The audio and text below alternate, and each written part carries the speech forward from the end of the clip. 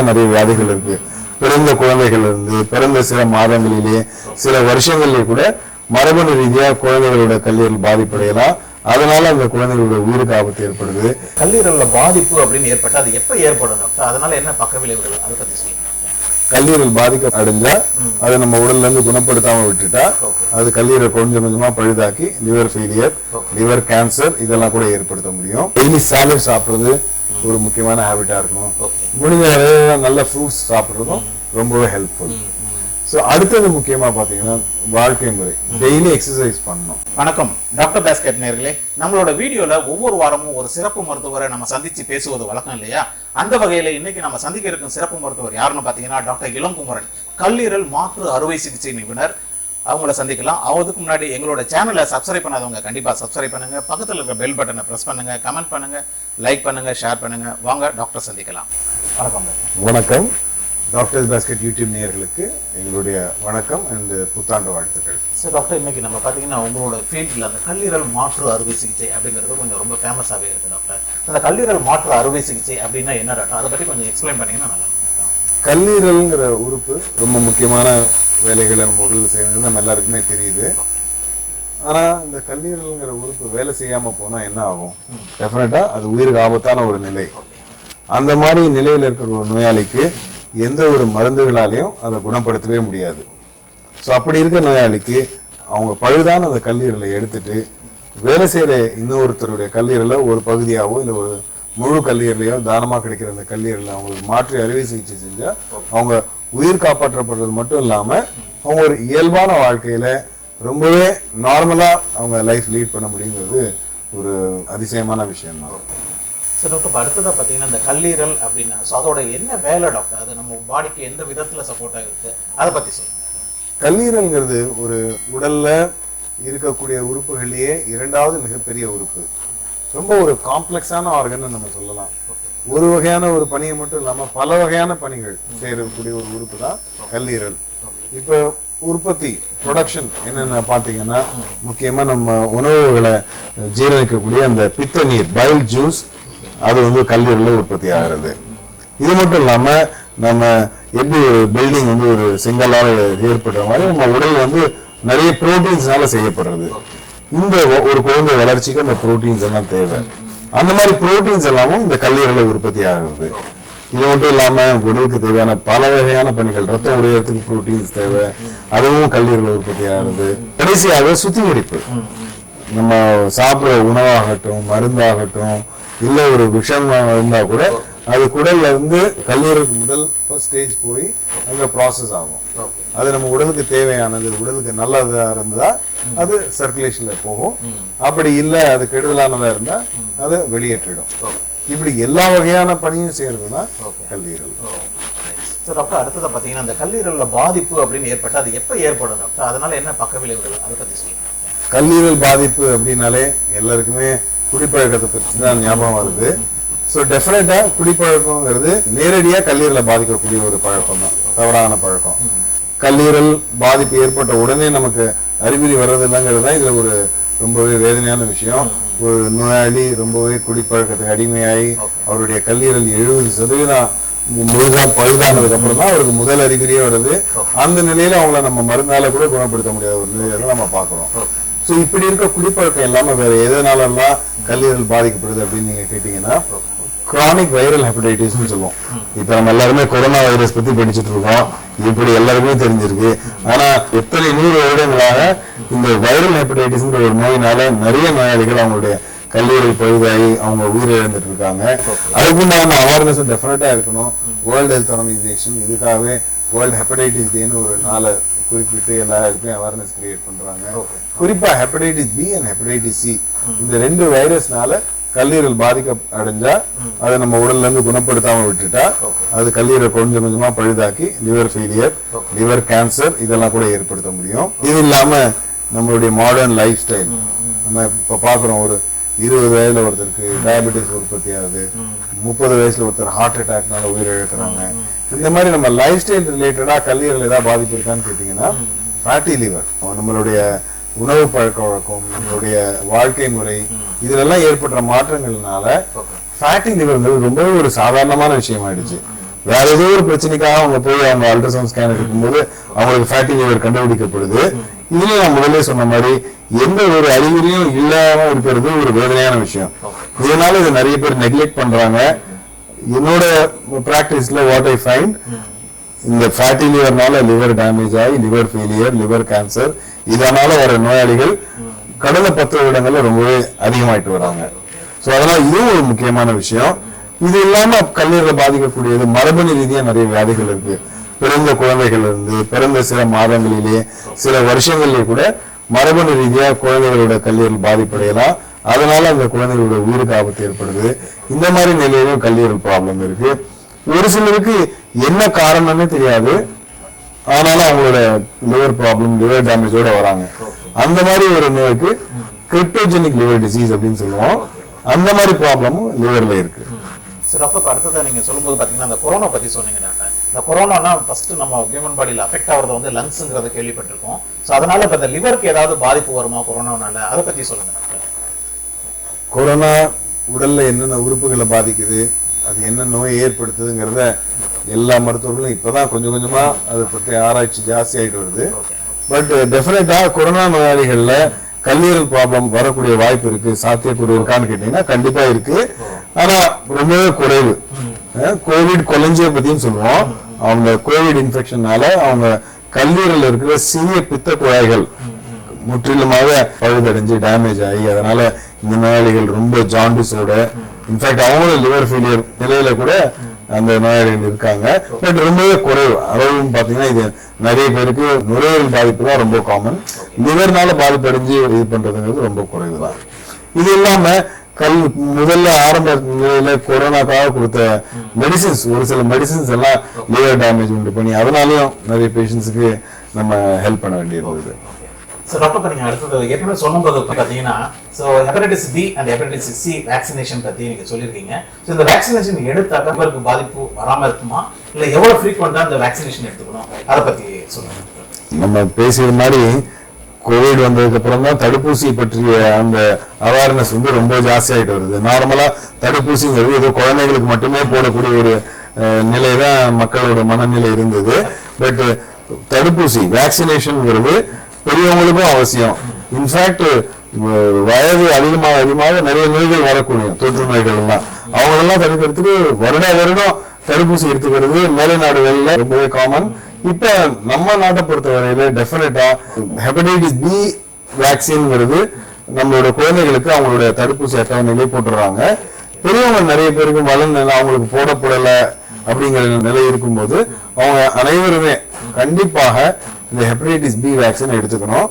இது ரொம்பவே சேஃபான வேக்சின். இதுவரையில எங்களுடைய மெடிக்கல் ரிப்போர்ட்ஸ் படியும் என்னுடைய எக்ஸ்பீரியன்ஸ்லயும் சரி, ஹெப்படைட்டிஸ் பி வேக்சினால பாதிக்கப்பட்ட நோயாளிகள்னு யாருமே கிடையாது. 3 டோஸ் எடுக்கணும். இன்றைக்கு ஒன்று எடுத்தா 1 மாதம் கழிச்சு ஒன்று, 6 மாதம் கழிச்சு ஒன்று. பட் இதோட பலன் ஹெப்படைட்டிஸ் பிங்கிற கொடிய நோய் தாக்குறதுக்குண்டான வாய்ப்பு ரொம்ப ரொம்ப ரொம்ப குறைஞ்சிடும். நம்ம சொன்ன மாதிரி கல்லீரல் பாதிப்பு வந்துட்டா நமக்கு அது எப்ப டேமேஜ் ஆகுறது, எப்ப அந்த கல்லீரல் வேலை செய்யாம போதுங்க நமக்கு அறிகுறியே இல்லாம போயிடும். வேற நம்ம இந்த தடுப்பூசி போட்டுட்டோம்னா இப்படி ஒரு கொடிய நோயிலிருந்து நம்ம பாதுகாக்க. ஹெப்படைட்டிஸ் சி பொறுத்த வரைக்கும் நமக்கு வேக்சின் இன்னும் கண்டுபிடிக்கப்படலை. பட் குணமடைகிறதுக்கு உண்டான மருந்துகள் நம்ம கிட்ட இருக்கு. லாஸ்ட் ஒரு 4-5 இயர்ஸ் தான் அந்த மெடிசின்ஸும் வந்திருக்கு.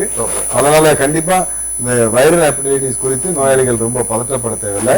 அதுக்கு உண்டான தடுக்கிற வகைகளும் அதுக்கு உண்டான மருந்துகளும் நம்ம கிட்ட இருக்கு. சார் டாக்டர் இப்போ அடுத்தது பார்த்தீங்கன்னா டாக்டர் ஒரு பேஷண்ட் வராங்க, லிவரில் அவங்களுக்கு அஃபெக்ட் இருக்கு, ஸோ வந்து கன்சல்ட் பண்ணுறாங்க. இப்போ அவங்கள நீங்கள் எப்படி நீங்கள் அசஸ் பண்ணுவீங்க, லைக் அவங்களுக்கு டிரான்ஸ்பிளான்ட் சர்ஜரி இப்போ தேவைப்படும் அப்படிங்கிறது அதை பற்றி கொஞ்சம் விளக்கமாக சொன்னீங்கன்னா நல்லா. கல்லீரல் மாற்று அறுவை சிகிச்சைங்கிறது நம்ம முன்னாடியே சொன்ன மாதிரி ஒரு அறிவியல் அற்புதம். அது வந்து அந்த நோயாளியோட உயிரை காப்பாற்றுறது மட்டும் இல்லாமல் அவங்க இயல்பான வாழ்க்கையில் இருக்கிறதுக்கு உண்டான ஒரு முழுமையான வாய்ப்பு. ஸோ இது யாருக்கு தேவைப்படுது அப்படின்னு பார்த்தீங்கன்னா கல்லீரல் செயலிழப்பு, லிவர் ஃபெயிலியர் ஏற்பட்டிருக்க எல்லா நோயாளிகளுக்கும் இது தேவை. எதனால கல்லீரல் செயலிழந்து போகுதுங்கிறத நம்ம பார்த்தோம். குடிப்பழக்கத்தினால, கிரானிக் வைரல் ஹெப்படைட்டிஸ்னால, இந்த கல்லீரல்ல கொழுப்பு ஏற்பட்டு அதனால லிவர் டேமேஜ் ஆகிறதுனால, இப்படி நிறைய காரணங்கள் இருக்கு. அந்த லிவர் ஃபெயிலியர் இருக்கிற நோயாளி டிரான்ஸ்பிளான்ட் செய்து கொள்ளணும்னா அடுத்தடுத்த உறுப்புகளை பாதிப்படைங்கிறதுனால அவங்களுக்கு இந்த டிரான்ஸ்பிளான்ட் ஆபரேஷன் தேவை. அடுத்தது கல்லீரல் ஏற்படக்கூடிய கட்டிகள், நிறைய லிவர் டியூமர்ஸ் இருக்கு. அவங்களெல்லாம் குணப்படுத்தணும்னா நம்ம லிவர்ல ஒரு பகுதியை மட்டும் எடுத்து அவங்களுக்கு அதனால உயிர் காப்பாற்ற முடியாது. முழு லிவரையும் எடுத்துட்டு அவங்களுக்கு நம்ம கல்லீரல் மாற்ற சிகிச்சை செய்யும் போது அதுவும் சரியாயிடும். நம்ம குழந்தைகளுடைய டிரான்ஸ்பிளான்ட் இதை பத்தி டிஸ்கஸ் பண்ணோம். குழந்தைகள ஒரு சில சமயம் கல்லீரல் நம்ம பல்வேறு வகையான பணிகள் செய்யறதுங்கிறத பார்த்தோம். அவங்களால புரோட்டீன் உற்பத்தி சரியா செய்ய முடியும், பித்தநீர் உற்பத்தி சரியா செய்ய முடியும். ஆனா அவங்களால அந்த சுத்திகரிப்பு பணிகள் செய்ய முடியாம இருக்கும். யூரியா சைக்கிள் டிசார்டர், நிறைய மெட்டபாலிக் லிவர் டிசார்டர்ஸ் சொல்லுவோம். அந்த பணிகளை செய்யக்கூடிய அந்த ஜெனடிக் டிஃபெக்ட் இருந்ததுன்னா அதனால அந்த குழந்தைகளுக்கு லிவர் பாதிப்பே இல்லாம நரம்பு கோளாறு இருக்கும், வளர்ச்சி குறைபாடு இருக்கும், அதுலயும் அவங்களுக்கு உயிர் ஆபத்து இருக்கும்னால அந்த மாதிரி காரணங்களுக்காகவும் கல்லீரல் மாற்று அறுவை சிகிச்சை தேவைப்படலாம். ஆனா குழந்தைகள காமனா எதுக்காக டிரான்ஸ்பிளான்ட் தேவைப்படும்னா இந்த பிலியரி அட்ரீசியான்னு சொல்லுவோம். அது ஒரு வளர்ச்சி குறைபாடு. கல்லீரல் இருக்கக்கூடிய பித்த குழாய்கள் எதுவுமே முழுமையா வளர்ச்சி அடையாதனால அந்த குழந்தைகள் பிறந்த உடனேயே அவங்களுக்கு மஞ்சள் காமாலை ஏற்பட்டு கொஞ்சம் கொஞ்சமா அந்த கல்லீரல் within few weeks or few மந்த்ஸ்லயே அந்த லிவர் கம்ப்ளீட்டா டேமேஜ் ஆயிடும். அவங்களுக்கும் அதனால டிரான்ஸ்பிளான்ட் தேவைப்படுது. சார் டாக்டர், அடுத்தது இப்போ நீங்கள் டிரான்ஸ்பிளான்ட் லிவர் டிரான்ஸ்பிளான்ட் பற்றி சொன்னீங்க டாக்டர். ஸோ இப்போ இதில் ஏதாவது ஏஜ் லிமிட் இருக்கா டாக்டர்? இந்த ஏஜ்லேருந்து பண்ணலாம், ஸோ இல்லை இந்த ஏஜுக்கு மேலே பண்ண முடியாது அப்படின்னு ஏதாவது ரெஸ்ட்ரிக்ஷன் இருக்கா? அதை பற்றி சொல்லுங்க டாக்டர். கண்டிப்பா எந்த ஒரு அறுவை சிகிச்சைக்கும் நோயாளி ஃபிட்டா இருக்காங்களா இல்லையாங்கிறத அசஸ் பண்ண வேண்டியது ரொம்பவே அவசியம். அந்த மாதிரி ஒரு அசஸ்மெண்ட்ல வயது ரொம்ப முக்கியமானதுதான். பிறந்த குழந்தைகளுக்கு நம்ம கல்லீரல் மாற்று சிகிச்சை சக்சஸ்ஃபுல்லா செய்ய முடியும். அதை நம்ம பார்த்தோம். ஏன்னா இல்லைன்னா அந்த குழந்தைகள் இருக்கிறதே ரொம்ப கஷ்டமாயிடும். இதுவே வயது முதிர்ந்தவர்கள் பாத்தீங்கன்னா இன்றைய நிலையில ஒரு ஆவரேஜ் இந்தியன் ஒரு 80 வயது வரைய எந்த நோயாலும் பெரிய நோய் நொடிகள் எல்லாம் வந்து 80 வயது வரை ஆரோக்கியமா இருப்பாங்க நம்மளால எக்ஸ்பெக்ட் பண்ண முடியும். பட் லிவர் ஃபெயிலியர் வந்தது இல்ல லிவர் டியூமர்ஸ் வந்ததுன்னா அவங்களால ஒரு மேக்ஸிமம் 1 year 2 year மேலே அவங்க லைஃப் ரிஸ்க் ஜாஸ்தி. அதனால டெஃபினட்டா லிவர் டிரான்ஸ்பிளான்ட் செஞ்சு கொண்டா மட்டுமே அவங்களால அந்த முழுமையான வாழ்நாள வாழ முடியும். ஸோ எங்களோட எக்ஸ்பீரியன்ஸ்ல ஒரு 73 years வரை டிரான்ஸ்பிளான்ட் சக்சஸ்ஃபுல்லா பண்ணிருக்கோம். வேர்ல்டு ஓவர் 75 76 years உள்ள நோயாளிக்கு கூட சக்சஸ்ஃபுல்லா டிரான்ஸ்பிளான்ட் பண்ணிருக்காங்க. டாக்டர், அடுத்ததை பார்த்தீங்கன்னா டாக்டர், அந்த லிவர்ல பாதிப்பு இருக்கு அப்படிங்கிறது அதுக்கு என்னென்ன சிம்டம்ஸ் டாக்டர், அதை பத்தி கொஞ்சம் சொல்லுங்க டாக்டர். லிவர் எல்லாருக்குமே தெரியும், வலது மேற்புறத்துல இருக்கு நம்ம வயிற்றுல. அதனால நிறைய பேர் ஒரு லிவர் ப்ராப்ளம்னா உடனே வலது பக்கத்துல எனக்கு வலி இருக்கு, வலது பக்கம் ஒரு ஃபுல்னஸ் இருக்க மாதிரி இருக்கு அப்படி சொல்லுவாங்க. இது எல்லாமே ஒரு லிவர் ப்ராப்ளத்துக்கு உண்டான அறிகுறி இல்லை. லிவர் நம்ம முன்னாடி பார்த்தோம் ரொம்ப முற்றிய நிலையில தான் லிவர் ப்ராப்ளம் உண்டான அறிகுறி எல்லாமே வருது. அதுல முக்கியமானது என்னன்னு பாத்தீங்கன்னா மஞ்சள் காமாலை. நம்ம ஜாண்டிஸ்ங்கிறதே ஒரு நோயா சொல்றோம். ஜாண்டிஸ்ங்கிறது லிவர் ப்ராப்ளத்தினுடைய அறிகுறி. லிவர்ல எந்த ஒரு கோளாறு ஏற்பட்டாலும், வேலை செய்யாம போயிருந்தாலும் சரி, இல்ல பித்தநீர் குழாயில பிளாக்கேஜ் இருந்தாலும் சரி, இல்ல ஒரு ஒவ்வாத ஒரு மருந்துகள் எடுத்துக்கொண்டதுனால லிவர்ல ஒரு ரியாக்ஷன் வந்திருந்தாலும் சரி, அது எல்லாமே ஃபர்ஸ்ட் சைன் வந்து ஜாண்டிஸ் மூலியமா தான் இருக்கும். இது இல்லாம ரொம்ப முற்றிய நிலையில நோயாளிகளுக்கு இந்த புரோட்டீன்ஸ் அதெல்லாம் குறைஞ்சதுனால உடல் ரொம்ப வலுவிழந்து வயர்ல நீர் கோர்த்துரும். ரொம்ப வயிறு நல்லா பாத்தீங்கன்னா ஒரு வான மாதிரி வீங்கி இருக்கும் அவங்களுக்கு. அந்த நீர் கோக்குறது ஒரு முக்கியமான ஒரு அறிகுறி. அடுத்தது ரத்த வாந்தி எடுக்கிறது. கல்லீரல்ல இருக்கக்கூடிய ரத்த ஓட்டம் சீரா இல்லாதனால நம்ம வயிற்றுல எல்லா இடத்துலயும் இந்த புதிய புதிய ரத்த குழாய்கள் உருவாகி அது நம்ம குடல்ல ப்ளீடிங் ஆயிடும். அந்த மாதிரி ஒரு ரத்த வாந்தி எடுக்கிறது, மோஷன்ல ப்ளீடிங் போறது, அது கூட கல்லீரல் பாதிப்புக்கு ஒரு முக்கியமான அறிகுறியா இருக்கலாம். இன்னும் அடுத்த உறுப்புகளை பாதிக்கும் போது அவங்க kidney related problems, some patients ரொம்ப அன்கான்சியஸாவோ இல்ல அவங்க சுயநினைவு நிலையில இருப்பாங்க. அது எல்லாமே கல்லீரல் பாதிப்பு உண்டானதுக்கு அறிகுறி தான். சார் டாக்டர், இப்போ அடுத்ததை பார்த்தீங்கன்னா டாக்டர், இப்போ நான் ஹெல்த்தி லிவர் வேணும் எனக்கு அப்படின்னா அவங்க என்னென்னலாம் ஆக்டிவிட்டி ஃபாலோ பண்ணணும் அதை பற்றி சொல்லுங்க டாக்டர். வருமுன் காப்போங்கிறது ரொம்பவே ஒரு முக்கியமான விஷயம். ஸோ நம்ம அந்த மாதிரி கல்லீரல் பாதிப்பு வர்றதுக்கு முன்னாடி நம்ம காத்துக்கொள்றது நம்ம என்னென்ன பண்ணணும் அப்படிங்கிறது பார்க்கும்போது முக்கியமா நம்மளுடைய வாழ்க்கை முறை, நம்மளுடைய உணவு பழக்க வழக்கம், வாழ்க்கை முறையில நம்ம என்ன செய்யணும். உணவு பழக்க வழக்கங்கள்ல நாளடைவில் இப்ப ரொம்பவே நம்ம குழந்தைகளை பார்த்தீங்கன்னா அவங்களுடைய காய்கறி உணவு ரொம்ப குறைஞ்சிட்டு வருது. அவங்களுடைய வெளியில சாப்பிடக்கூடிய ஃபாஸ்ட் ஃபுட், ரொம்ப ஃப்ரைட் ஐட்டம்ஸ் இதெல்லாம் ஜாஸ்தியா வருது. டைரக்டாவே லிவர் பாதிப்படையும். அவங்க லிவர்ல அந்த ஃபேட்டி அக்யூமுலேஷன் ஜாஸ்தி ஆகும். ஸோ முடிந்த அளவு மாவுச்சத்து, கார்போஹைட்ரேட் குறைவான உணவுகளை உட்கொண்டு புரோட்டீன்ஸ், ஃபைபர், வைட்டமின்ஸ், மினரல்ஸ் அந்த மாதிரி இருக்கிற உணவுகள் நிறைய எடுத்துக்கொள்ளணும். ஸோ வைட்டமின் மினரல் எதுல நமக்கு நிறைய கிடைக்கும்னா நல்ல fresh vegetables and fruits. Daily salad சாப்பிட்றது ஒரு முக்கியமான ஹேபிட்டா இருக்கணும். முடிஞ்ச நல்ல ஃப்ரூட்ஸ் சாப்பிட்றதும் ரொம்பவே ஹெல்ப்ஃபுல். ஸோ அடுத்தது முக்கியமா பாத்தீங்கன்னா வாழ்க்கை முறை. டெய்லி எக்ஸசைஸ் பண்ணணும். நிறைய ஜிம் போறது அதெல்லாம் இருந்தா கூட ஒரு நடைப்பயிற்சி இல்ல ஒரு ஓட்டப்பயிற்சி, நீச்சல் அடிக்கிறது, சைக்கிளிங் போறது, அந்த மாதிரி ஒரு ஏரோபிக் ஃபார்ம் ஆஃப் எக்ஸசைஸ் தினம் ஒரு 45 மினிட்ஸ் செஞ்சாலே ரொம்ப நம்ம லிவர் ஆரோக்கியத்துக்கு ஒரு முக்கியமான ஒரு விஷயம். இதை தவிர நம்ம லிவரை பாதுகாத்துக் கொள்றதுக்கு சுத்தமான குடிநீர் அண்ட் உணவு வகைகள் இது ரொம்ப important. Hepatitis A and E வைரஸ்ங்கிற இன்ஃபெக்ஷன் ரொம்ப சம்டைம்ஸ் கொடிய ஒரு இன்ஃபெக்ஷனா இருக்கலாம். அது எப்படி பரவுதுன்னு பாத்தீங்கன்னா ஒரு அசுத்தமான குடிநீர்லயும் உணவு வகைகளையும் தான். ஸோ அதனால அதை அவாய்ட் பண்ணணும். எங்க சாப்பிட்டாலும் நல்ல சோப் போட்டு கை கழுவி அப்படிதான் உணவு உட்கொள்ற அந்த பழக்கத்தை நம்ம ஏற்படுத்திக்கணும். அடுத்தது இந்த ஹெப்படைட்டிஸ் பி அண்ட் சி பரவுறத பத்தி பாத்தீங்கன்னா பாடி ஃப்ளூயிட்ஸ் வழியா தான் பரவுறது. ஸோ உங்களுடைய பார்ட்னர்ஸ், கணவன் மனைவியிடையே, குழந்தைகள்ல இருந்து தாயில இருந்து குழந்தைகளுக்கு, ஸோ அந்த மாதிரி பரவ வாய்ப்பு இருக்கிறதுனால நீங்க அந்த இதுல கவனம் எடுத்துக்கணும். ரெண்டாவது நம்ம நீடில் அன்சேஃப் நீடில் பிராக்டிஸ் சொல்லுவோம். ஸோ டாட்டூ போடுறாங்க நிறைய பேர். இப்போ எல்லா இடத்துலயும் டாட்டூ போடுற அந்த நீடில்ஸ் வந்து டிஸ்போசபிளா இருக்கா இல்ல நல்ல ஸ்டெரிலைஸ்டா இருக்கா அதை பாத்துக்கிறது ரொம்ப அவசியம். இது மட்டும் இல்லாம நம்ம முன்னாடி டிஸ்கஸ் பண்ண மாதிரி இந்த தடுப்பூசி ஹெப்படைட்டிஸ் பி வேக்சின் எல்லாருமே கம்ப்ளீட்லி வேக்சினேட்டட் ஸ்டேட்டஸ்ல இருக்கணும். இந்த 3 டோஸை கம்ப்ளீட் பண்ணிக்கணுங்கிறது ரொம்ப அவசியம். இது இல்லாம நிறைய பேருக்கு காஃபி டீ சாப்பிடலாமா அப்படிங்கிற இது இருக்கும். Definitely in moderation. அது ஆல்கஹால் ஆகட்டும் காஃபி டீ ஆகட்டும், இன் மாடரேஷன் டெஃபினெட்லி அதுக்கு லிவரை பாதிக்காது. In fact green tea and black coffee இது ரெண்டுமே வந்து கல்லீரல் ஆரோக்கியத்துக்கு ரொம்ப ஒரு முக்கியமான ட்ரிங்க். ஸோ அந்த நிறைய குடிக்க ஹேபிட் இருக்கிறது ரொம்ப நல்லது. டாக்டர் இப்போ பார்த்தீங்கன்னா இவ்வளவு நேரம் பார்த்தீங்கன்னா நீங்க இந்த லிவர் டிரான்ஸ்பிளான்ட் பத்தி ரொம்ப அழகாவே நிறைய கருத்துக்கள் மக்களுக்கு தெரியுற மாதிரியும் புரியுற மாதிரியும் நீங்க சொல்லியிருக்கீங்க டாக்டர். இப்போ எனக்கு ஒரு சின்ன இது டாக்டர், என்னன்னா ஹெல்த்தி லிவர் வேணும் அப்படின்னா ஒரு என்ன நீங்க உங்க சைட்ல இருந்து ஒரு 5 பாயிண்ட்ஸ் ஒரு டிப்ஸ் மாதிரி சொல்லுங்க டாக்டர். அது எங்களோட நேயர்களுக்கு ரொம்ப யூஸ்ஃபுல்லா இருக்கும் டாக்டர். ப்ளீஸ். டெஃபினட்டா அந்த குறிப்பான விஷயங்கள் கல்லீரலை பாதுகாக்கிறதுக்கு சுத்தமான குடிநீர் எடுத்துக்கணும். அது ரொம்ப இம்பார்ட்டன்ட். ரொம்ப ஆரோக்கியமான உணவு வகைகளை எடுத்துக்கணும், நிறைய உட்கொள்ளணும். ஃப்ரைட் ஃபுட், ரொம்ப மாவுச்சத்து நிறைந்த ஐட்டம்ஸ் அதை எல்லாத்தையும் அவாய்ட் பண்ணணும். ஃபிட்னஸ் ஆக்டிவிட்டீஸ் டெய்லி ஒரு 45 மினிட்ஸ் எக்ஸசைஸ் பண்ண வேண்டியது ரொம்ப அவசியம். உங்களுடைய வேக்சினேஷன் ஹெப்படைட்டிஸ் பிக்கு எதிரான அந்த தடுப்பூசியை அனைவருமே எடுத்துக்கொள்ளணும், இதுவும் ரொம்ப அவசியம். எந்த ஒரு மெடிசின்ஸும் டாக்டரோட கன்சல்டேஷன் இல்லாம எடுத்துக்கொள்ளக்கூடாது. குடிப்பழக்கத்தை பொறுத்தவரையில ரொம்ப மாடரேஷன், மிதமான அளவு குடிக்க பழக்கம் இருக்கணும். உங்களுக்கு ஆல்ரெடி ஏதாவது லிவர் ப்ராப்ளம் இருக்கு, ஃபேட்டி லிவர் இருக்கு, வைரல் ஹெப்படைட்டிஸ் இருக்குன்னா கண்டிப்பா முழுமையாகவே குடிப்பழக்கத்தை ஒதுக்கணும்.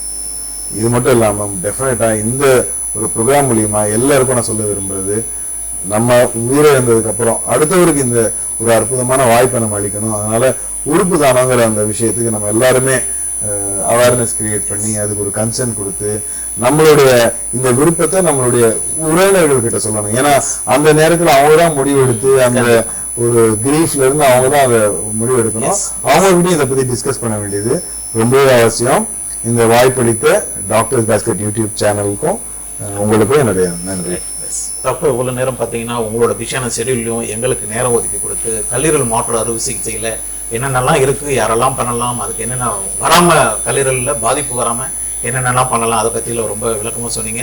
அண்ட் கல்லீரல் மாற்று அறுவை சிகிச்சை நிபுணர்ல நீங்களும் சென்னையில் ஒரு முக்கியமான நபர் அப்படிங்கிறத நாங்கள் நிறைய கேள்விப்பட்டிருக்கோம், பேப்பர்லாம் பார்த்துருக்கோம், உங்கள் அவார்ட்ஸ்லாம் நாங்கள் பார்த்துருக்கோம்.